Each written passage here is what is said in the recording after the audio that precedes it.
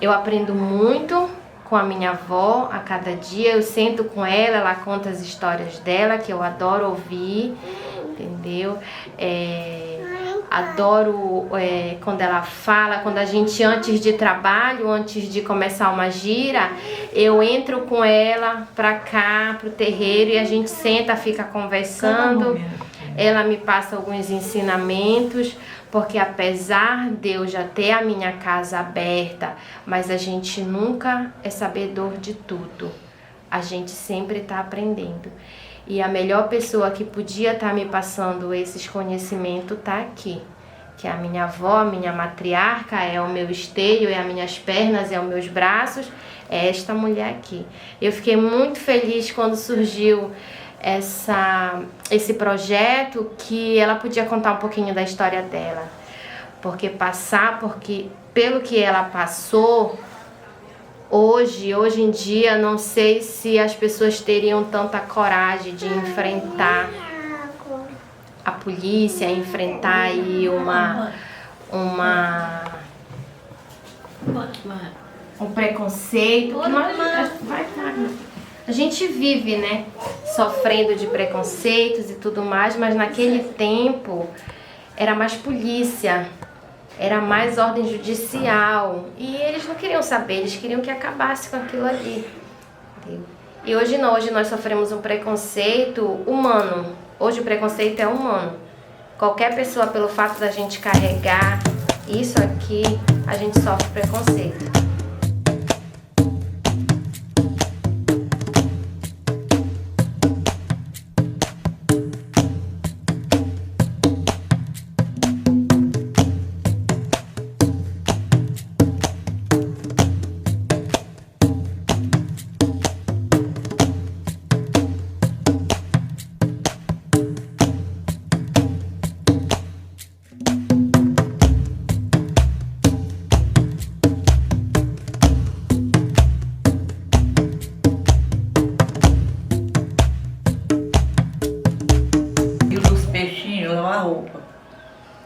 Então, a gente atravessava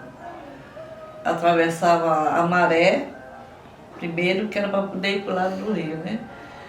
Quando a maré estava cheia, que era água salgada, mamãe botava trouxa de roupa na cabeça, me botava aqui de lado e atravessava a maré a nado, para o outro lado. E a gente ia para o rio, lavar roupa. Muitas lavandeiras iam lavar roupa lá no rio. Então, no meio do rio, no meio da água, tinha muitas pedreiras. Então, as lavandeiras, cada uma marcava a sua pedra, que era para lavar roupa, botava a roupa em cima da pedra e ia só pegando a água e lavando a roupa. Aí eu deixei a mamãe sozinha e me escapulei. Aí aquela pedreira, deixando aquela água tão bonita, eu vou já tomar banho. A mãe tinha feito um vestido para mim de chitinha azul, ainda me lembro desse vestido, na mão. Aí eu vesti o vestido e entrei dentro d'água e fui-me embora, sozinha.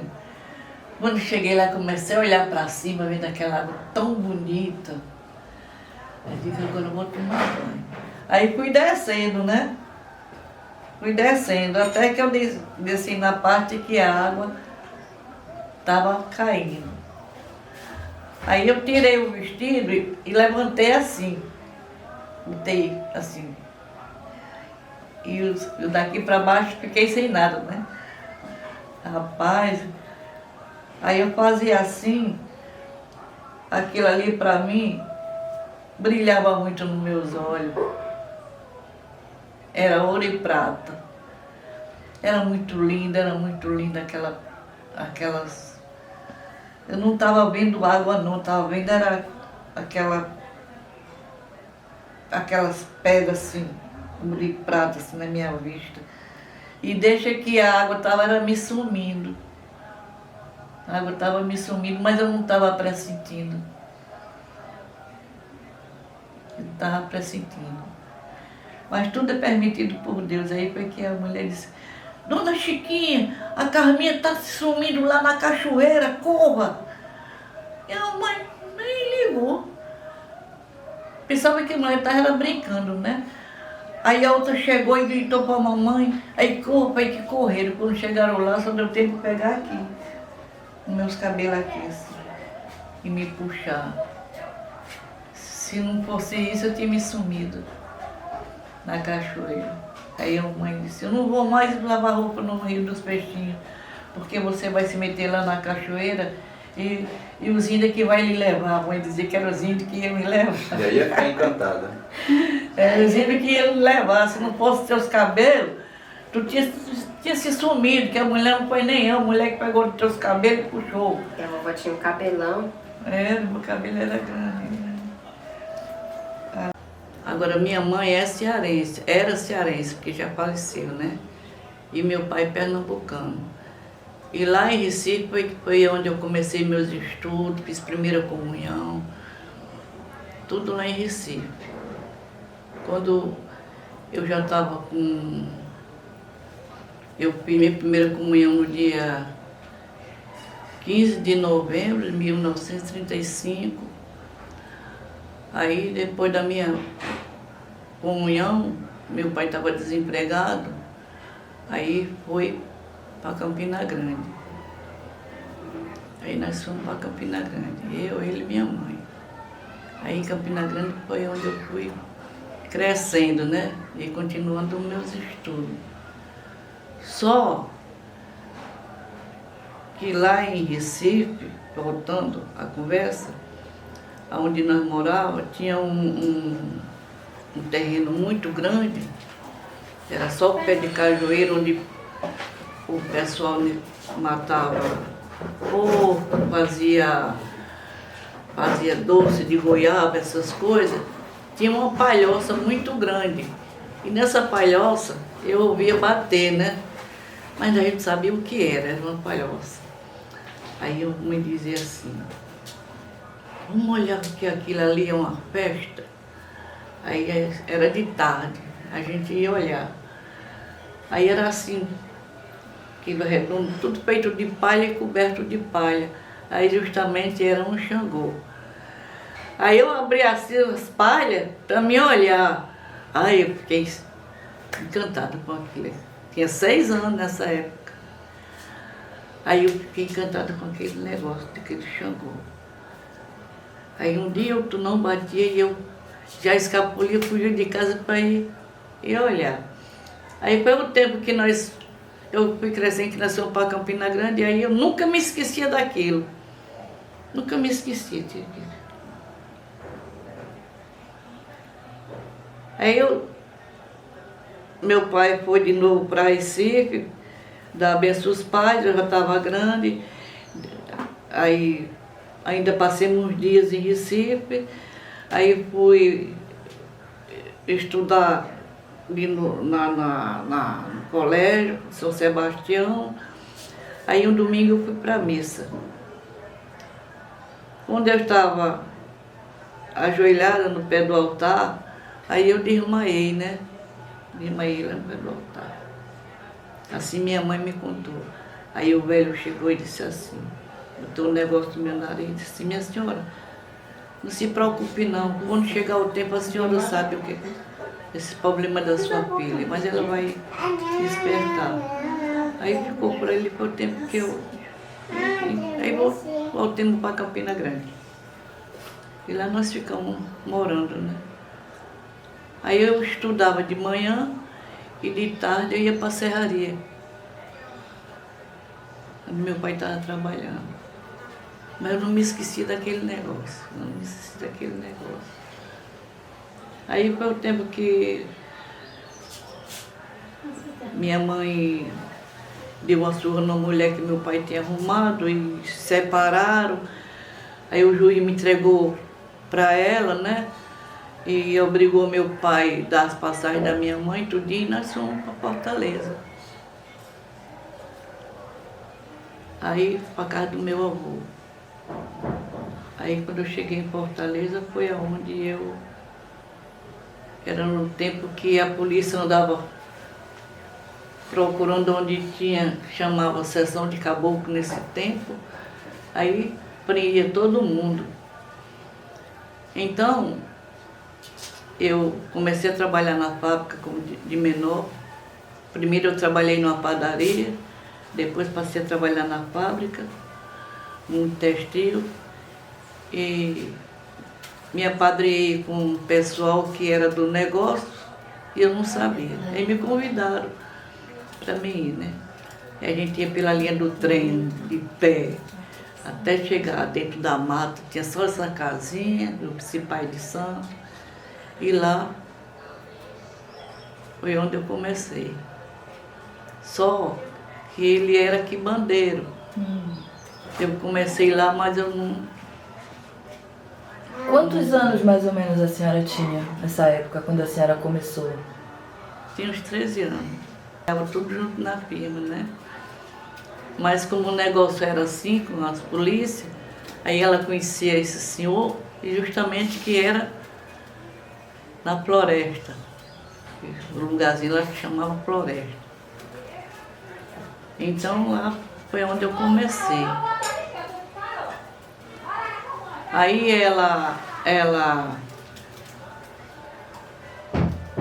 não foi mais para lá, devido ao nosso trabalho, não dava para a gente sempre ir, né?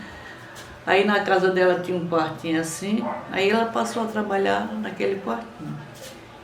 Aí lá eu fiquei junto com ela. Aí comecei a dar passagem, os guias. Bem, o tempo foi passando, eu comecei a produzir família, tudinho. Me casei, o marido morreu, aí me juntei com um rapaz que era da banda, aí nós montamos um barracão, lá no Quintino Cunha. E lá nós continuamos. E nunca abandonei a minha seita, de jeito nenhum. Eu adoro meus caboclos. Como é que chama a sua raiz de trabalho, que a senhora diz a sua seita? Como é que a gente chama? É Umbanda, Catimbó, como é que é? Não, desde o começo que a gente chama Umbanda, né? Mas uma parte é mina, né? Para nós lá é assim. É Umbanda, mas todo mundo é da mina, né? Mas o dia vai mudando e as coisas vão trocando. Aí é tanto que eu fico assim entre a cruz e a espada. Porque Umbanda é Umbanda, a mina é a mina. Aí eu fico entre um e o outro, né? Porque quando eu comecei nem era mina, nem era Umbanda, era sessão de caboclo. Era sessão de caboclo, onde tinha um negócio desse, era, vamos sessão de caboclo. E era o maior esconderijo do mundo, né? Que era para a polícia não descobrir. Quando a polícia descobriu foi quando foi libertado tambores.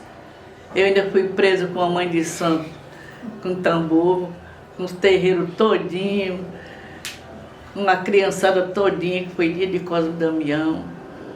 E a minha mãe de santo ainda foi para a ordem social com nós tudinho. Quando chegou lá, o delegado ficou: Francisquinha, você, o que é que está acontecendo?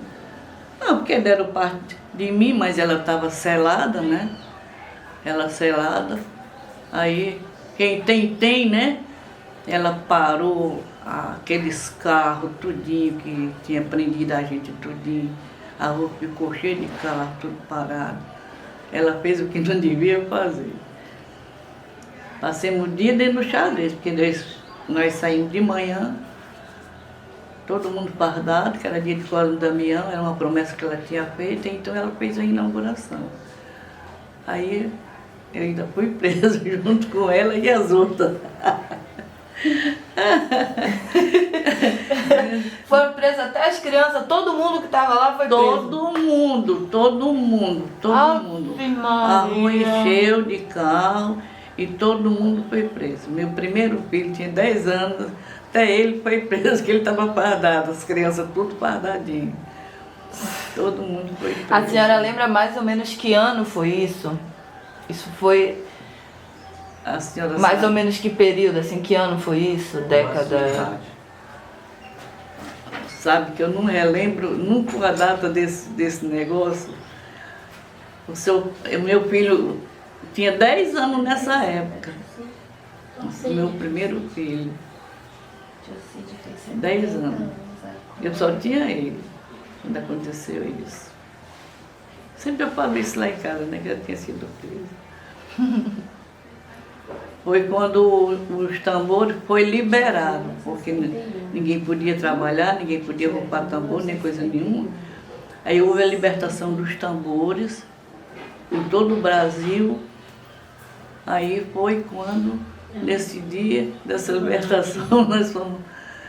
Justamente no dia da libertação dos tambores. Nós fomos todo mundo Vou muito pesquisar. preso. Eu não sei, eu mesmo assim, dizer tudo diretamente, porque o meu tempo era pouco, né? Eu trabalhava para me manter minha mãe, e eu saía de casa às 5 horas da manhã, quando era nas horas 9 eu saía às 4 horas, passava o dia na fábrica, chegava em casa às 11 horas da noite. Trabalhava o dia todinho, às vezes trabalhava à noite, era assim. Aí o meu tempo era pouco, só não era pouco por dia de trabalho, porque eu pedi ao chefe para me soltar naquele horário, aí eu ia pro terreiro, né? Porque lá a gente não chama barracão, chama terreiro. Aí eu não vou dizer que eu sei muitas coisas, porque eu era muito ocupada no meu trabalho. Mas nos trabalhos de gira e desenvolvimento, que quando eu tenho o meu barracão, eu trabalhava mais, era no desenvolvimento, e o meu marido trabalhava nos trabalhos particulares, porque a nossa linha junto nunca dava certo. Nós dois trabalhando juntos. O meu dia era o meu e o dele era o dele. E assim que nós continuamos. Certo. Aí, quando foi que a senhora veio para cá, para Belém, para cá, para o Pará? A senhora continuou trabalhando aqui? Como foi que a senhora veio para cá? Olha, eu nem gosto de bolir nesse assunto.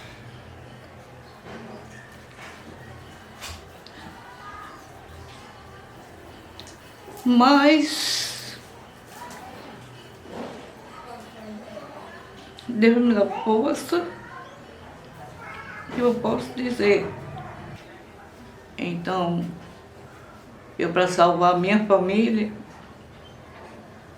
eu vendi minha casa, vendi tudo, acabei o meu barracão, fiz 7 giras em 7 terreiros, para poder receber uma autorização para mim sair de lá, para vir para cá. Que os guias não autorizavam eu sair de lá. Mas das duas, uma, que Deus me perdoe essas palavras. Ou eu morria, ou eu matava, ou a minha família ia ao fundo. Então, seu Setinho Cruzilhada pegou o meu filho de santo no portão na hora da saída, meia-noite, e autorizou que eu podia me retirar. Mas não deixasse o meu filho. Não deixasse o meu filho. Então, eu vendi tudo. Meus filhos de santo não queriam que eu fazer isso. Eu tenho que... Então, esse meu filho mais velho estava morando aqui, no Pará. Porque ele veio para trabalhar. Ele trabalhava na Tibira, na empresa. Que justamente era esse de 10 anos que foi preso, né? Aí, eu liguei para ele. Ele disse, minha mãe, se for para a senhora morar, a senhora pode vir, mas para a senhora vir para cá e tá indo para lá, Eu disse não. Eu quero ir embora de uma vez.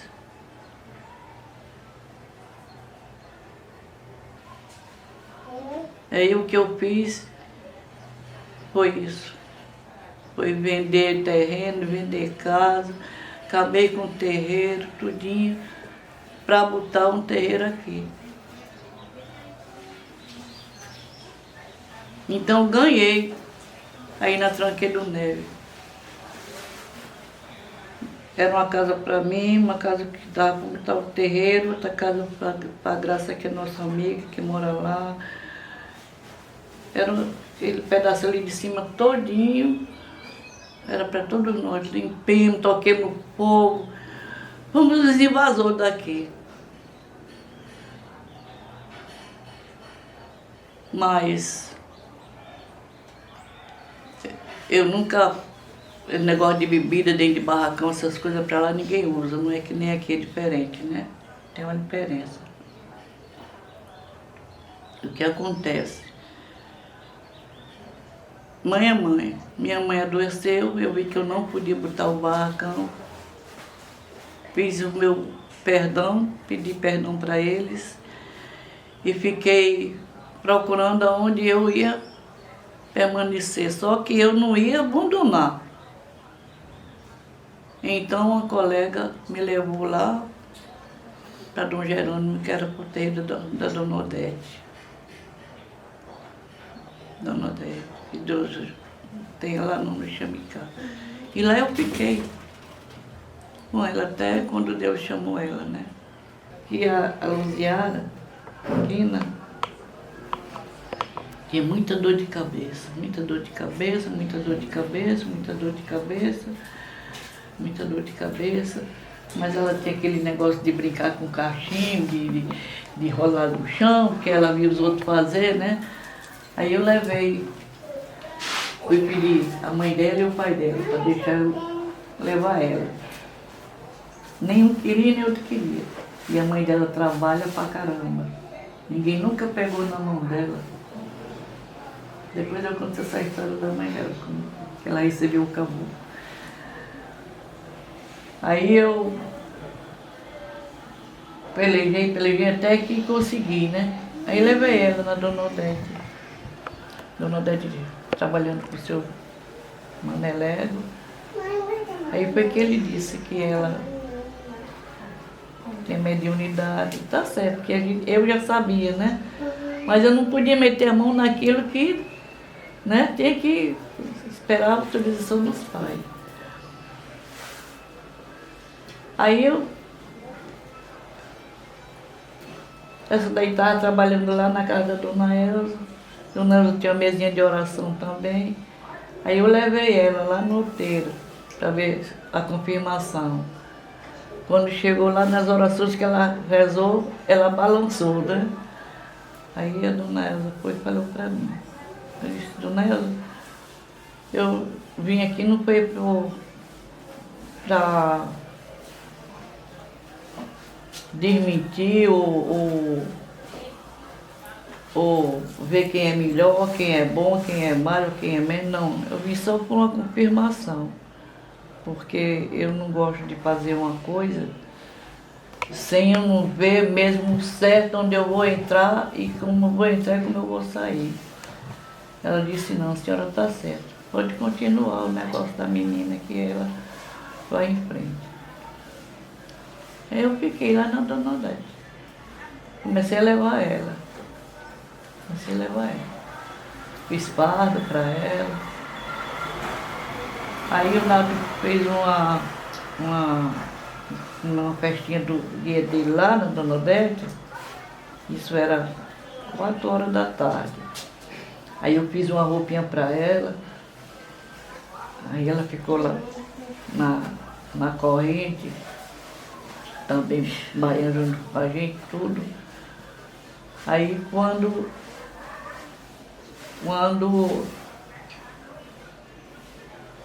a entidade balançou ela, isso aí foi muito importante, viu? Aí eu fiquei em pé olhando.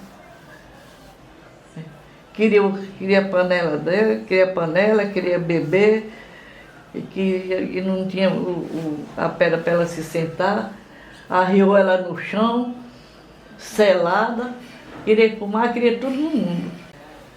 Aí ela soltou a coimbra, sem nunca ver ninguém cantar, assim, nem saber fazer isso pra nenhum.